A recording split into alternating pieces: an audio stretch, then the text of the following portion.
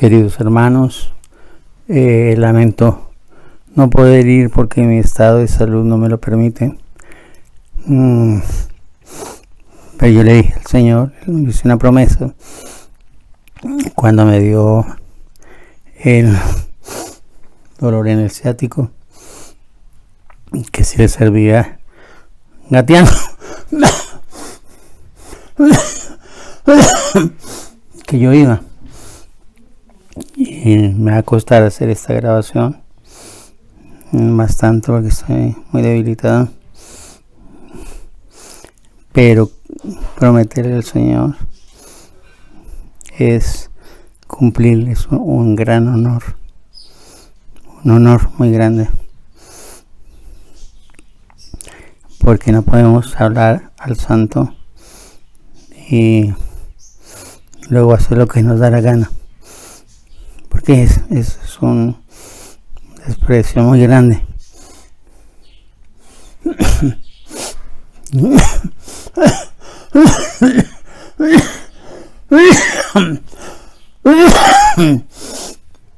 Y el tema que me ha dado el Señor para compartir en esta mañana es sobre la muerte. Y no estoy diciendo que me va a morir, porque el Señor me dijo cuando me dio el dolor del ciático que siguiera, porque yo deseaba irme con Él, porque no tenía fuerzas, porque estaba muy lamentable. Entonces le dije, pues Señor, como estoy tan débil, tan achacado, pues si te sirvo así, está bien. Y así lo he hecho, porque eso es un honor que el Señor me ha dado, cumplir lo que le prometo, y es una gran bendición. Y el tema, como ustedes saben, la muerte es un hecho para todos, para creyentes, incrédulos, para todo ser humano. Por mucho que se cuide una persona en su salud, en su comida, el Señor ha puesto un límite. 70 años, dice David en los Salmos, y los más robustos 80. Y eso tiene que ver con el tiempo antediluviano, ya que la gente despreció al Señor por hacer maldades, iniquidades, como lo dijo Salomón, que él entendía que Dios había hecho al hombre recto, pero que ellos habían buscado muchas perversiones. Y así sucedió, como ustedes saben, en el tiempo antediluviano, donde la gente podía vivir 600, 700 años en la tierra, pero viendo la maldad que había en la tierra, el Señor dijo, no, 120 años, porque el dolor que le causa nuestra conducta perversa, eran muchos años para soportarlo, y lo redujo a 120 años, luego lo redujo a 70 o 80, porque es doloroso para Dios. Recuerden, la muerte empezó con la desobediencia y el desprecio de nuestros primeros padres, que decidieron comer del árbol de la ciencia del bien y del mal, siendo advertidos por Dios que el día que comieran ciertamente morirían. Y ellos no tuvieron temor ni tenían un apego a Dios. No eran seres perfectos, pero su relación con Dios, aunque el Señor se manifestaba claramente, no amaban al Señor como debiera ser. Y el Señor decretó este juicio y cayó sobre Adán y Eva, porque cuando uno subestima los consejos y las órdenes que Dios da, siempre sucede lo que Él dice. Y ese fue el origen de la muerte. La muerte no estaba planeada por Dios para el hombre, puesto que le advirtió que podía morir. O sea que Él vivía en un mundo donde no hay muerte.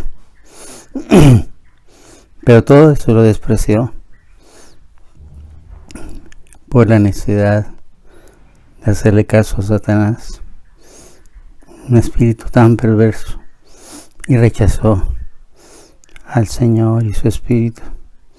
Es uno de los pasajes más dolorosos para mí, sino el más doloroso. He llorado muchas veces.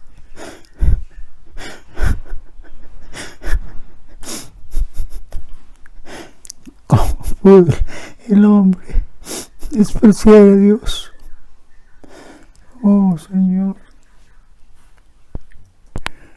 ¿cómo?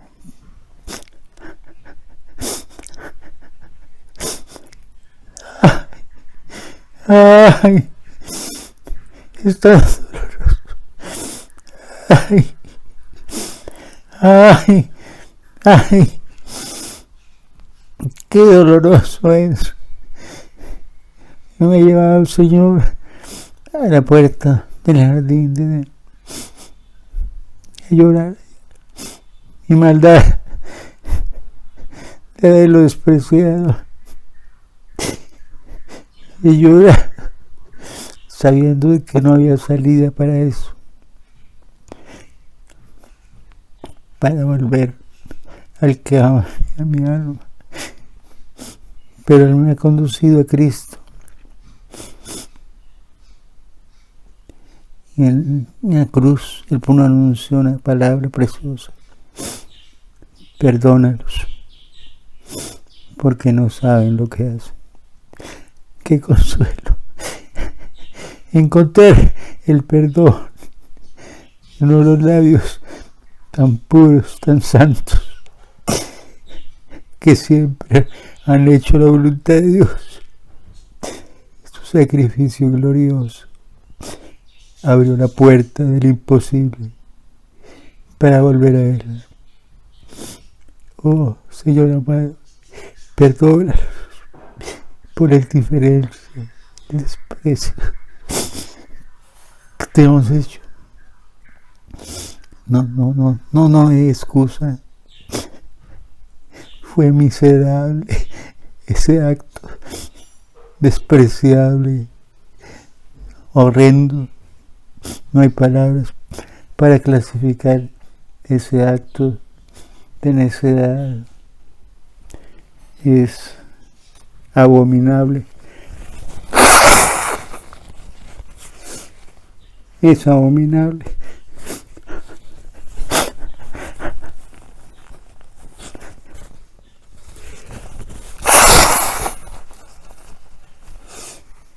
Y en la historia por la cual vivimos, el mundo que vivimos, un mundo de enfermedad, de pecado, de maldad enorme,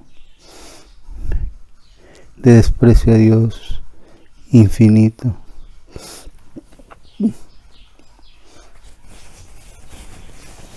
Y es muy triste que la iglesia no vea al amado con pasión, que su vida no le importe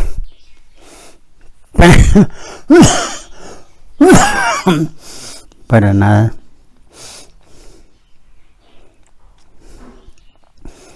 Con tal de agradarle a Él. Una historia que está ahí en Génesis, en el capítulo 3, del versículo 1 al versículo 7. Es la explicación de la muerte. Porque uno piensa que la Biblia trae solo pensamientos buenos, pero no, ella se refiere a todo lo malo que hemos hecho. Y no hay ningún libro que se explique la muerte, excepto en la palabra de Dios, el origen de la muerte. Está ahí. Por eso hay muerte, por eso la gente llora cuando pierde sus seres queridos. Y por eso hay dolor en las familias. Pero todo eso lo merecemos sobrados, porque esa decisión de nuestros primeros padres es la suya, es la mía. Por eso cuando Él me ha llevado a la puerta del Edén y he llorado,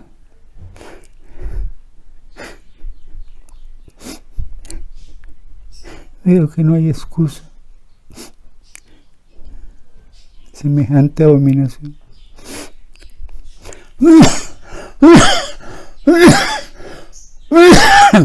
Y entonces ya uno ve justos los actos de dolor que suceden en toda la tierra, porque fuimos nosotros los que decidimos ese estado. ¿Por qué vamos a quedarnos si Él nos había dicho que no hiciéramos eso? Porque vivíamos en plena vida con Él. Ese es un tema profundo que solo el Espíritu Santo puede hacer entender, pero a medida que usted lo entienda,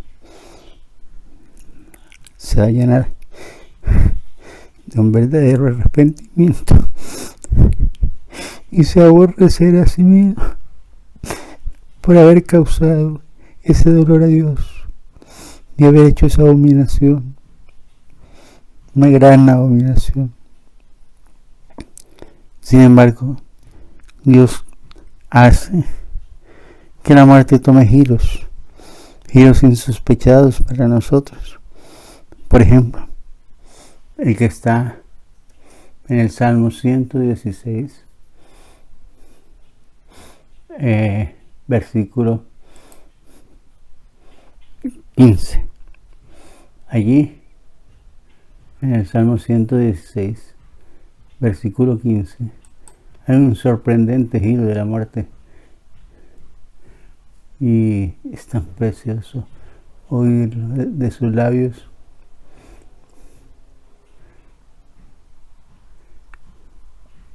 Perdón, aquí creo que me equivoqué. Debe ser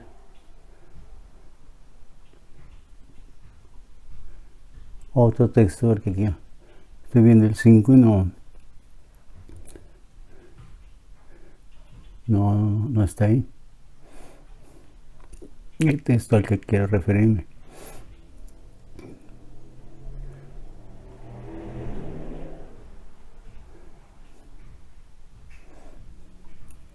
Bueno, debe ser otro salmo, yo no sé dónde estará, pero bueno, lo que dice ese versículo en ese salmo es que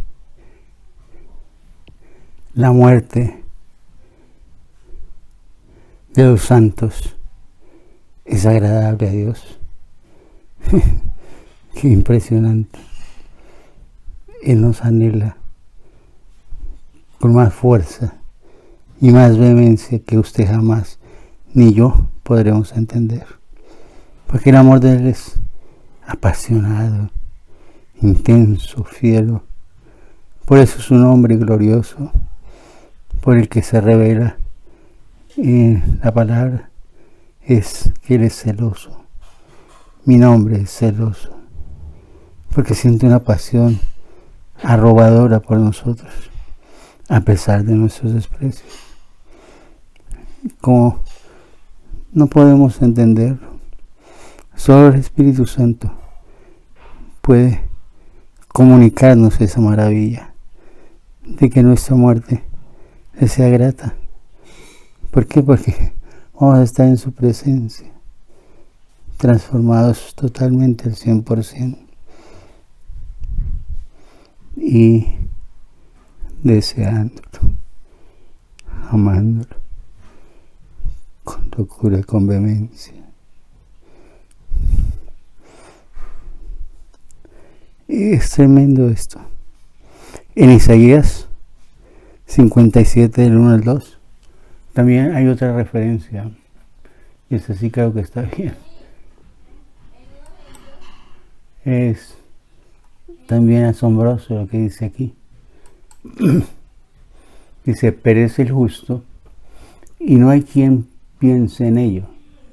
Y los piadosos mueren y no hay quien entienda que de delante de la aflicción es quitado el justo. Entrarán en la paz, descansarán en sus hechos todos los que andan delante de Dios. Qué precioso. Que el Señor sabe que este es un mundo de aflicción, un mundo duro, difícil y sobre todo con mucho pecado e indiferencia hacia Dios. Es oscuro y tenebroso. Por lo tanto, nuestra vida aquí es muy aflictiva, porque no somos de aquí, no somos de este mundo. Y nos entristece el ver el estado lamentable del ser humano, que fue creado para ser santo, y verlo en este estado tan deplorable entristece el corazón, produce un dolor profundo, y hay mucha aflicción por causa de las maldades que estas personas hacen, y no les importa hacer cualquier maldad, como sabemos hoy: corrupción, inmoralidad, arrogancia, desprecio a Dios inmenso. Y nosotros debiéramos entender eso, de que el Señor se duele de nuestras maldades, de nuestros desprecios, pero que Él ve al justo, al que busca el rostro de Dios, y cuando Él lo estima, se lo lleva. ¿Por qué? Porque lo libra de esa aflicción que viene, y lo libra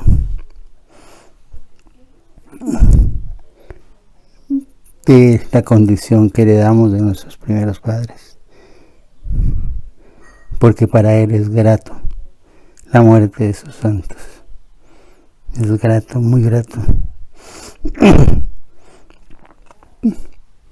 Deberíamos meditar que Él anhela más estar con nosotros, pero incontables millones y millones sin término de veces, que como usted lo anhela Él.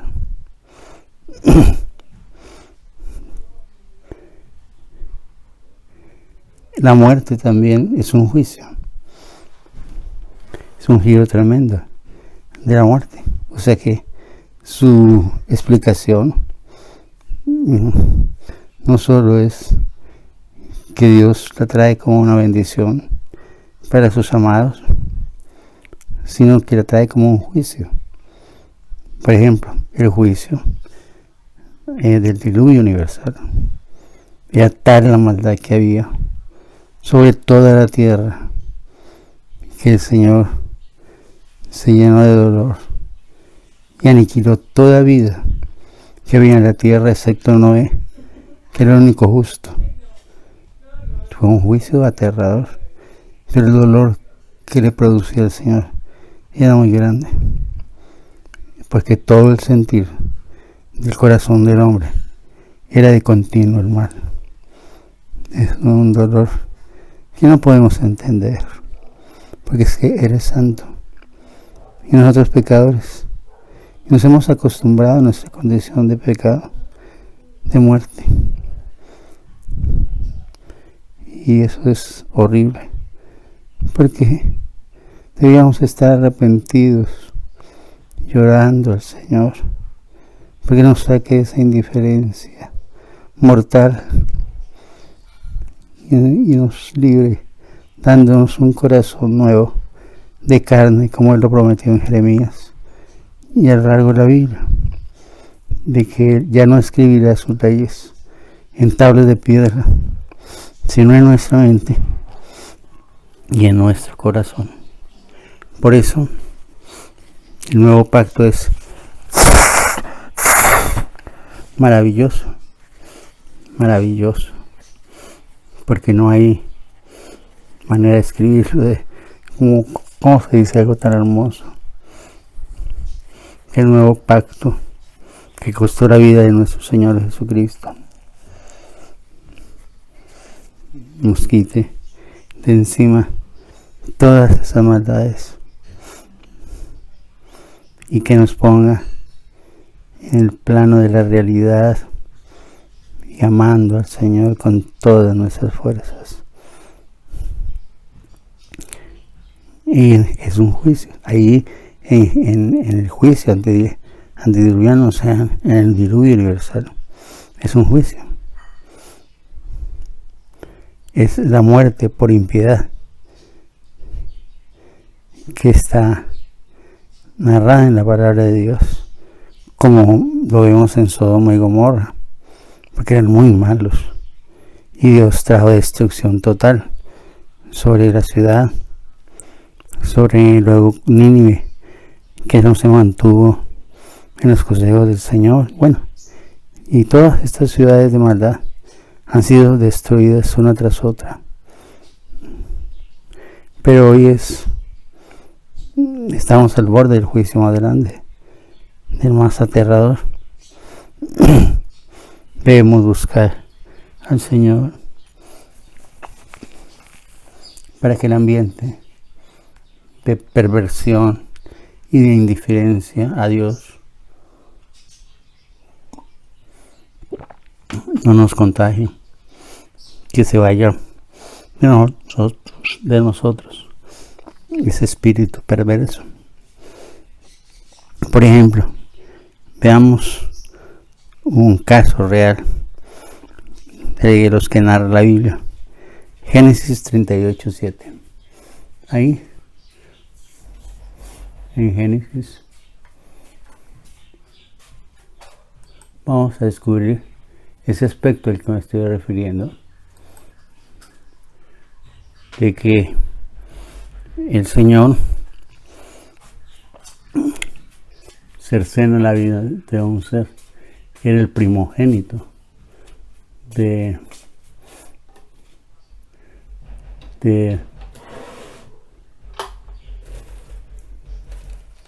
bueno, este es sobre el juicio de Dios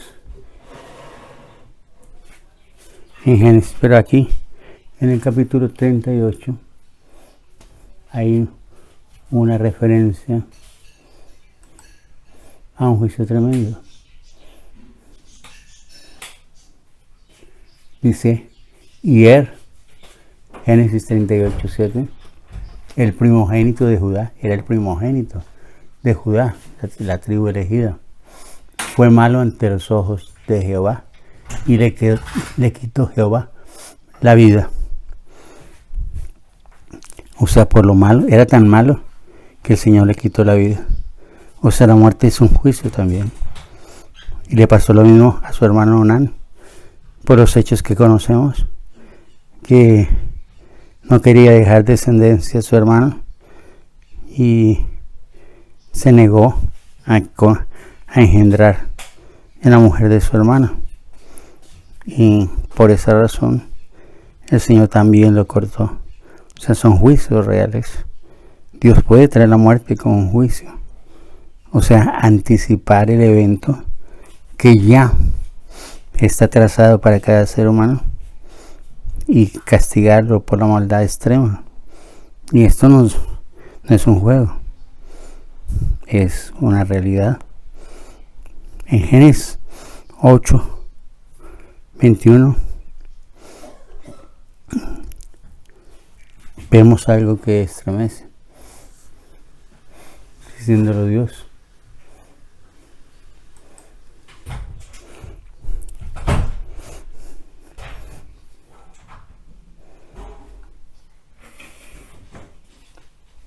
Dice,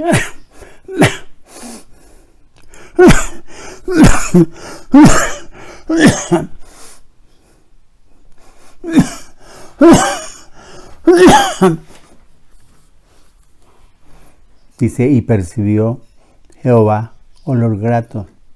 Y dijo Jehová en su corazón: no volveré más a maldecir la tierra por causa del hombre, porque el intento del corazón del hombre es malo desde su juventud.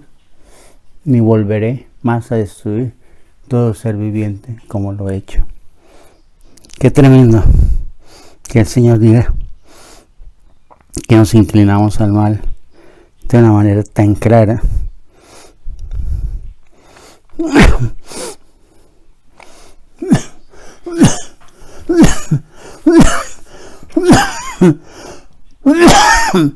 Que Él tenga que decir, porque es malo desde su juventud.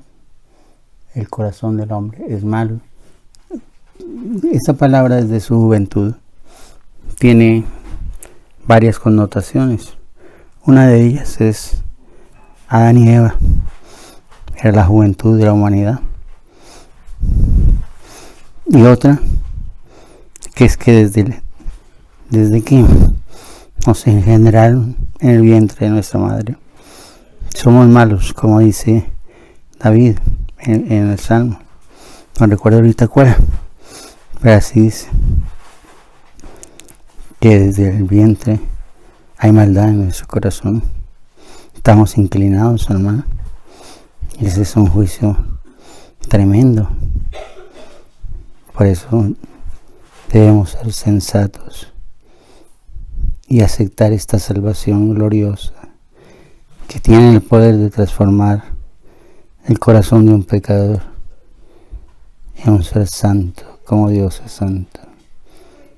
¡Ah, qué maravilla! ¡Qué milagro! ¡Qué salvación tan gloriosa! No hay nada que se pueda comparar en las manifestaciones de amor de Dios hacia nosotros. Es el tope, lo más alto, y su altura es infinita. Es el tope del amor. Fue tan fiel su amor que destruyó a su Hijo en la cruz para salvarnos a nosotros, amándolo como lo ama y habiéndole provocado un dolor que se describe en los Salmos y también se describe en el libro de Samuel, diciendo que el Padre, como si hubiera convulsionado de dolor,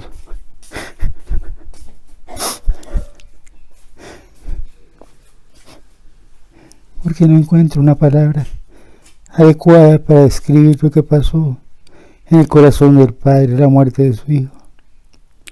Fue un dolor muy grande. Tener que decretar esa muerte cuando el mismo Jesús le había rogado: Padre, si es posible, aparta de mí este cáliz, pero no sea mi voluntad sino la tuya. Y la voluntad del Padre era que Él muriera en la cruz. Ah, pero eso le costó un dolor grande. Está escrito en el libro de Samuel y está escrito en los Salmos. Creo que es el Salmo 18. Y es como si el Señor convulsionara de dolor. Y la palabra más cercana a la que yo pensando, pues digo, es como una convulsión de dolor inmenso, aterrador,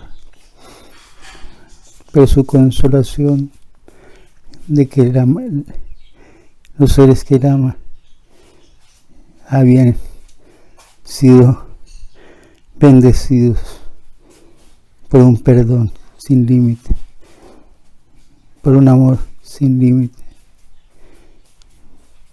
una salvación sin límite.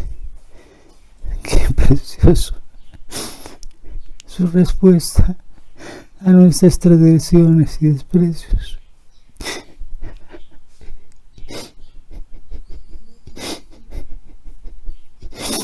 Qué respuesta. Amor sacrificial total. Amor por un enemigo, por un pecador, que lo hiere con su indiferencia, con sus desprecios. Una respuesta así no cabe en la mente. Hay que pedir al Espíritu del Señor que nos haga conscientes del estado deplorable del cual Él nos ha sacado, para estar rendidos a sus pies, quedar sin palabras a una respuesta sublime a la indiferencia y el desprecio humano. Si este acto no arranca nuestro corazón de piedra, yo no sé cómo pueda suceder, porque este acto es sin límite, es la mayor manifestación de Dios, la mayor revelación de su carácter de amor por rescatarnos a nosotros, porque los momentos en que me ha llevado al jardín del Edén, a la puerta, y estoy sentado como en una piedra y estoy llorando porque sé que ya no puedo volver a mi amada. Estoy sintiendo que no vale la pena existir, que eres la única razón para existir, y no encuentro palabras. Él me lleva al monte Calvario y me dice: hijo, hay solución para tu dolor. Mira cómo te amo. Mira cómo destrocé a mi hijo para salvarte a ti.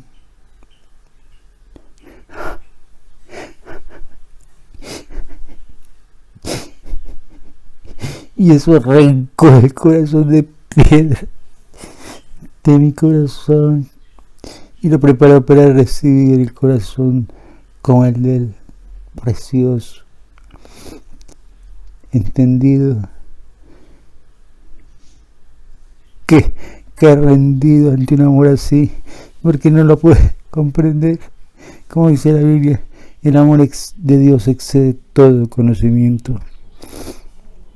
Ahí está en Eclesiastés, capítulo 7, a lo que yo me refería cuando decía el Señor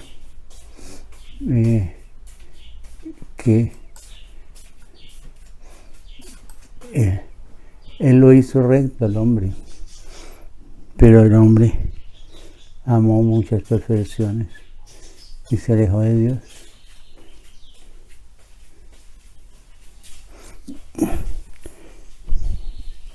Está en Eclesiastés 7,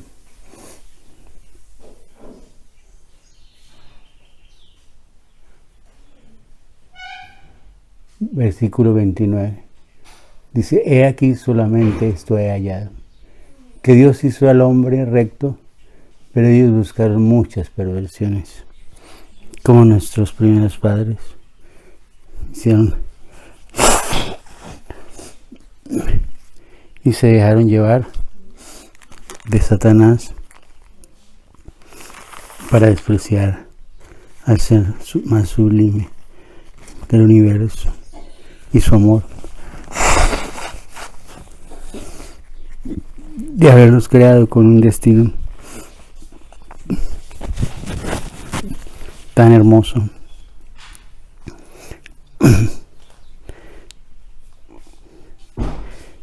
Y haberlo botado por una vida miserable como la que hoy existe en la tierra. O no se puede llamar vida, una existencia miserable. La vida es muy preciosa, pero la existencia de un ser humano que está despegado de Dios, que hiere a Dios con su indiferencia y sus desprecios, no se puede llamar vida. Eso se llama existencia, y es una existencia aterradora, abominable. Y no hay palabras para describirlo. El Señor hizo eso. Y a Él le duelen estos desprecios. Muy, muy grande. Dice en Primera de Samuel, primer libro de Samuel, capítulo 2, versículo 30.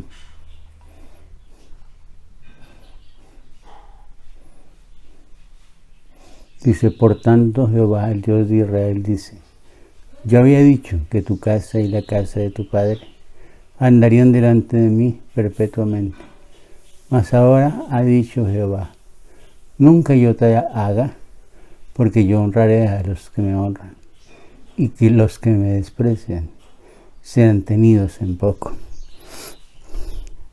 Los que me desprecian. Qué palabra tan aterradora es el desprecio hacia Dios. Y saber que le produce tanto dolor al Señor, que amándonos como nos ama, ha puesto una sentencia para quienes lo desprecian, y es ser tenido en poco. O como dice en otro lugar de la Escritura, creo que es en Isaías, dice que los nombres de los que desprecian al Señor sean escritos en el polvo. Y usted sabe que algo que se ha escrito en el polvo, al primer viento que pasa desaparece. Así es. Así es. Por eso el infierno tiene sentido. Porque un desprecio así merece un juicio así.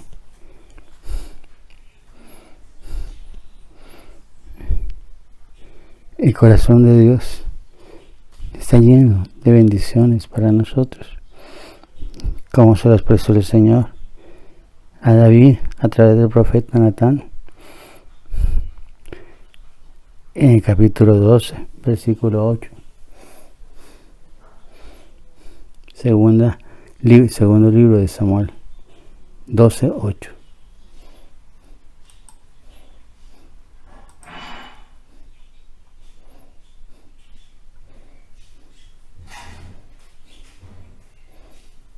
Le está diciendo a través del profeta Natán a David, y te di la casa de tu Señor y las mujeres de tu Señor en tu seno. Además te di la casa de Israel y de Judá, y si esto fuera poco, te habría añadido más. Qué tremendo es el corazón de Dios.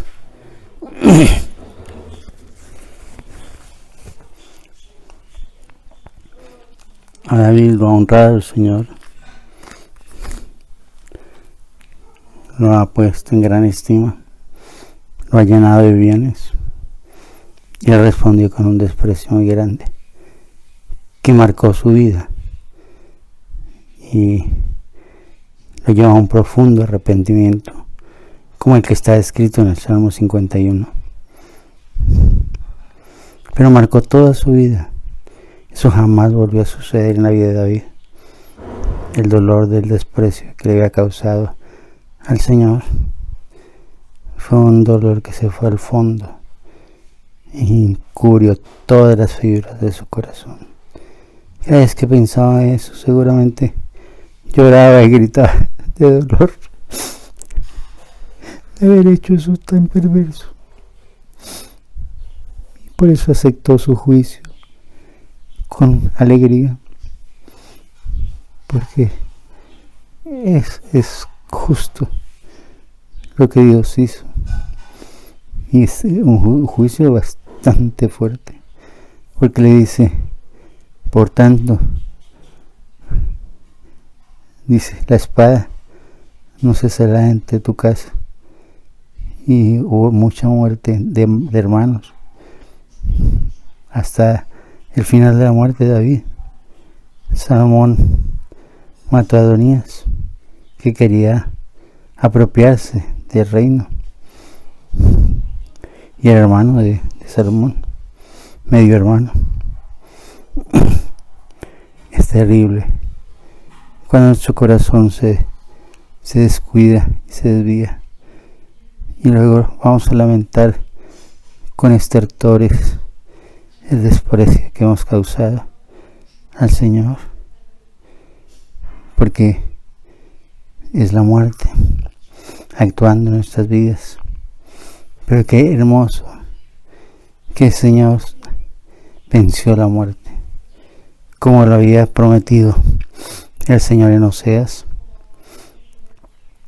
donde dice: venid, volvamos al Señor, porque Él nos hirió y nos vendará. Y luego dice: al tercer día nos resucitará y viviremos delante de Él, conociendo al Señor. Qué hermoso, pero qué hermosa promesa. Está en Oseas, en el capítulo 6. Veámoslo.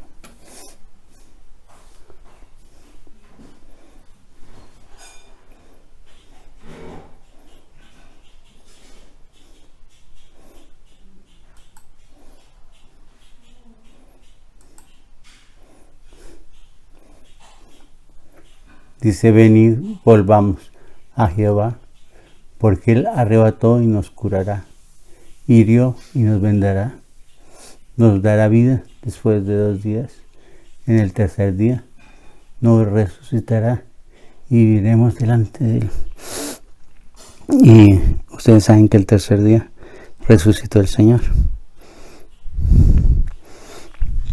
para traer vida a todos los que creen, pero creen de verdad, de corazón, que están rendidos ante ese amor sublime. Y es impresionante que la muerte tenga tantos significados. Puede ser un acto de bendición, como el Señor lo dijo en el Salmo, que al fin no sé qué parte está. Dice que la muerte de sus santos es de gran estima para Él. O sea, lo alegra, lo hace feliz, porque corona esa obra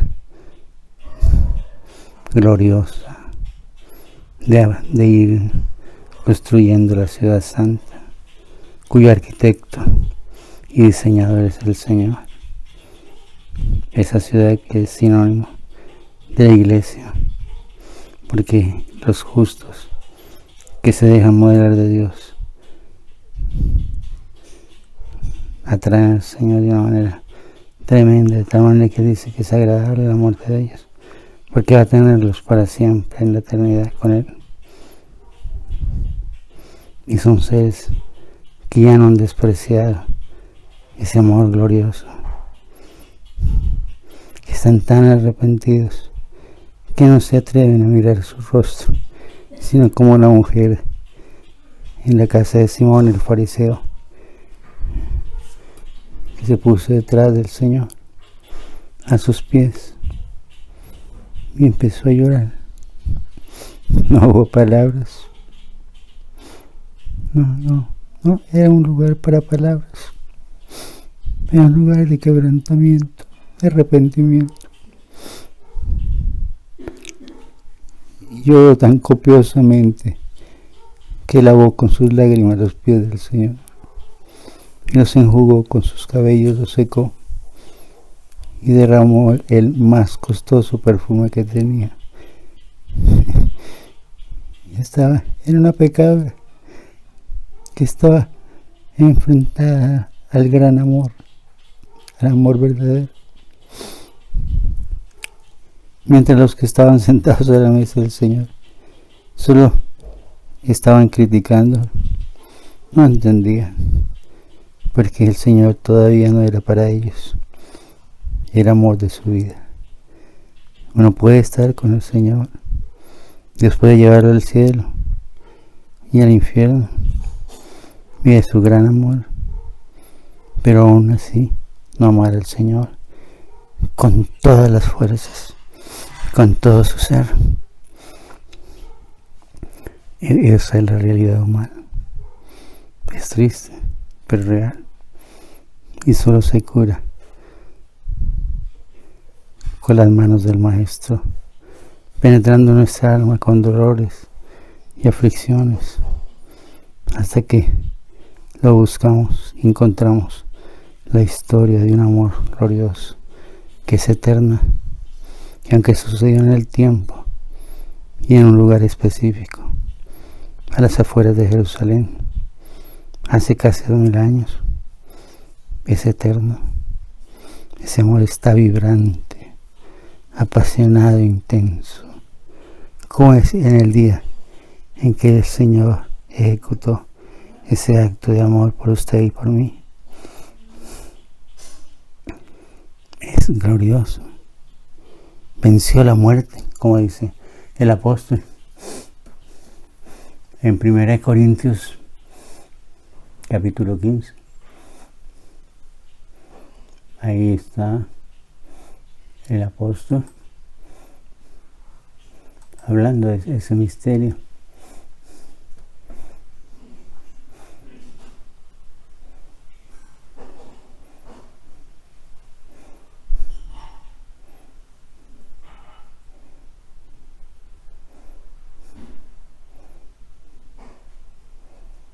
En el versículo 54 de 1 Corintios 15 dice: y cuando esto corruptible se haya vestido de incorrupción, y esto mortal se haya vestido de inmortalidad, entonces se cumplirán la palabra que está escrita: sorbida es la muerte en victoria. Qué hermoso. ¿Dónde está, oh muerte, tu aguijón? ¿Y dónde, oh sepulcro, tu victoria? Qué hermoso, hermoso, hermoso. Sorbida es la muerte en victoria. Él la venció. Venció. Venció. Se tomó el cáliz del dolor hasta el fondo y ejecutó ese acto maravilloso para que pudiéramos vivir y salir de la muerte. Qué tremendo. La muerte pesa mucho en nuestro corazón, porque nos inhabilita para experimentar la vida. La persona que está muerta no percibe la vida, como un cadáver no percibe la vida. Así es el ser humano que está muerto, pero que solamente existe. No percibe la realidad, no percibe la vida. Y qué tremendo es el poder de la muerte sobre un ser humano, es enorme. Pero cuando recibe esta salvación gloriosa, empieza a despertar un mundo desconocido, pero tan real, mucho más real que cualquier cosa de lo que él llamaba existencia.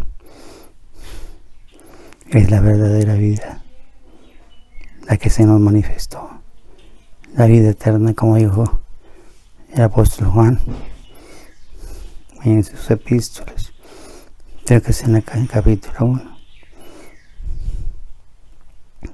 Y el milagro continuó. Ya no, la muerte no tiene poder sobre nosotros, ni el sepulcro. Aunque muramos y nos entierren, no estamos sujetos a eso. Para ese entonces estaremos postrados a sus pies, llorando como una mujer, como una mujer pecadora, en la casa de Simón el fariseo,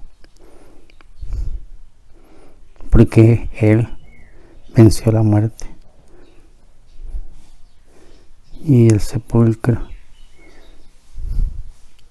Qué tremendo, qué poder tiene la muerte, pero lo venció nuestro amado Señor para que tuviéramos vida, y no solo eso, sino para hacernos hijos de Dios, o sea, santos, tan santos como Él es santos, conforme a su propósito original, santos, y amándolo con vehemencia. Que no haya nada que esté por encima de ese amor. Y que, como él mismo lo dijo, aún los seres más cercanos, comparados con el amor que le tengo del Señor, pareciera que los aborreciera. Pues que su amor debe ser tan intenso en nuestra vida que por mucho que amemos a nuestros hijos, padres, hermanos, comparados con ese amor, pareciera que aborreciéramos a estos seres. Es ese amor que Él espera en nosotros, de los que recibimos la salvación. Y siguió el Señor, porque dice, no solo dijo, sino su amada, la esposa, la desposada, como dice el libro de Apocalipsis, en el capítulo 21, que desciende del cielo. Ahí está, dice, como una desposada, como una esposa ataviada para su marido. Qué precioso. El Señor quiere llevarnos a ese punto, que Él sea el amado de mi alma, que es el punto más alto en la victoria sobre la muerte, sobre el sepulcro. El punto más alto de victoria es ser parte de esa amada preciosa que gime, que llora desgarradoramente por todos los desprecios que ha causado la amada, que se siente tan indigna, pero al tiempo tan amada. Qué hermoso este misterio del amor. Qué maravilla es el amor de Dios. Y qué tremendo que esté ligado a esta sentencia aterradora de muerte que sucedió, como sucede hoy en todos los lugares de la tierra. Mueren niños, mueren jóvenes, mueren ancianos.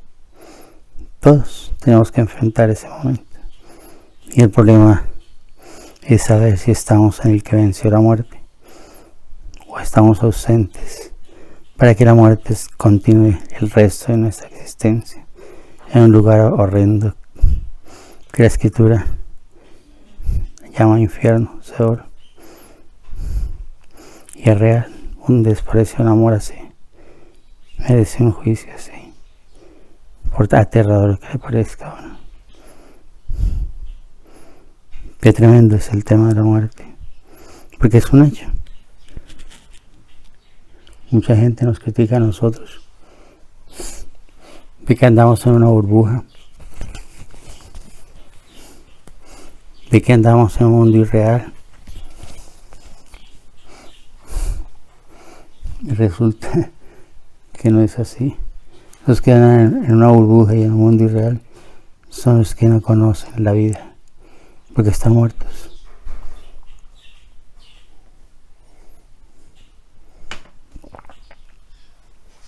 No pueden apreciar la vida porque están muertos.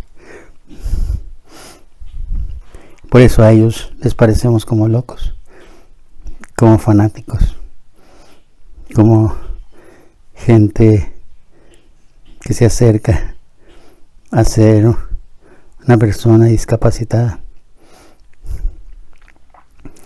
Y es aterrador que la gente piense así, pero es real, porque la consecuencia es su muerte. Cuando la muerte empieza a salir de nosotros, entonces percibimos la vida, o sea, nuestro amado, al Señor, y empezamos a ser educados, enseñados por Él en sus caminos, y la muerte se va yendo hasta que no quede el mínimo rastro de esa maldición justa pero aterradora, porque Él, con su acto en la venció la muerte y el sepulcro. Y ese regalo maravilloso hay que disfrutarlo día a día para que se haga parte de nosotros, carne de nuestros carnes, hueso de nuestros huesos. Como dijo Jesús de la iglesia, y la iglesia es eso para Él, carne de su carne, hueso de sus huesos. Lo dijo a través de el apóstol, pero real. Qué hermoso ser hijo de Dios, y qué hermoso ser parte de la amada del Señor, y es gratis para el que tiene sed, porque hay gente que no tiene sed de verdad, sed de amor verdadero, sed de vivir, porque reconoce que está muerto. Ese sí puede apreciar la salvación y recibirla. La muerte actúa en nosotros para despertarnos a la realidad gloriosa de la salvación, para sentirnos tan miserables que no podamos decir esto es vida. No, esto no se puede llamar vida, esto se llama existencia. La vida es diferente, pero no sé. Y para esos buscadores el Señor se ha manifestado, los ha llevado a estar con Él, para que vivan con Él por el resto de la eternidad. Ya no existencia, sino vida. Vida, lo contrario a la muerte. Qué tremendo es esto. Bueno, hermanos queridos, espero que esta reflexión, más que un estudio profundo de la muerte, el Espíritu Santo les hable y lo lleve a arrepentimiento. Hoy lo deseo de todo corazón, que provoque un amor en usted hacia Dios, sin límite, total, que usted sea parte de la amada. Ese es mi deseo y es un ministerio que el Señor me ha encargado. Que Dios los bendiga en el nombre de Jesús.